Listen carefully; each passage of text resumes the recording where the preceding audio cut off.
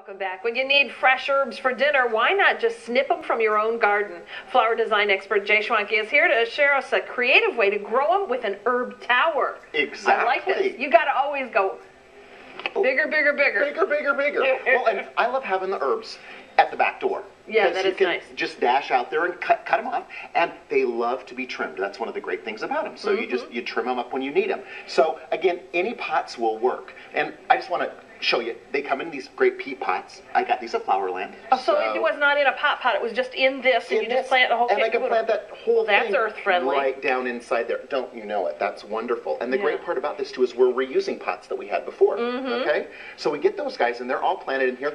Great little, ooh, they smell good. Oh, I know. Doesn't it smell wonderful? So we've got that. Now, that's our first one. Okay. Now, with our other dishes, what we did was we planted a perimeter around the outside. So we kept it in a circle. Now, inside there, though, we inverted a pot and tipped it upside down. Yeah. And so it's sitting on the bottom. That provides good drainage inside here, too. And then this pot sits inside right on here. it. And so then this pot then goes inside there. Now, then this sits outside. Perfect way for you to work with that. And it just keeps growing. Cascading ones at the bottom. And remember, the key to herbs is trimming them and using them. Now, because then they even bush out further. You think you're going to cut them apart, but you really help them. Oh, yeah. And this one of my favorites, it's a pineapple sage. It smells like pineapple. And great for drinks, too. Because, I mean, my herb garden, not only is it about flowers, but it's also about drinks. Because I like putting basil in some of the drinks and having mint and things like that in there, too. And the fresh thyme, all of those things. It's time for heirloom tomatoes. So you've got your basil there, so you can do the heirloom tomatoes and the basil and all the balsamic vinegar, that kind of stuff. And this is a great way for you to do it. Now, you could also do it with flowers.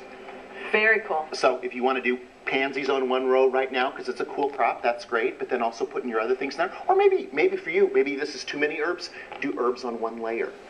Flower in the top, things around the outside. Little drapey. Exactly. So, okay, let's inspire people with the herbs you put in here, though. I see some basil. Right, basil's up there, and so many different kinds. Now, oregano is one of my favorites, too, and I love that little guy. That's right over here on this side. The reason I love that, it's almost festival time.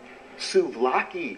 Fresh oregano in the souvlaki recipe makes it taste just like it does down there at festival. We just had it for Mother's Day. It was awesome. Really? Yeah, we did. Good for so that's you. good. Cilantro, again, great for tying in great Mexican dishes and having wonderful Put in your salsa. avocado, salsa, all that great stuff, having those in there. And the pineapple sage, as I said before, it's great muddled inside a drink.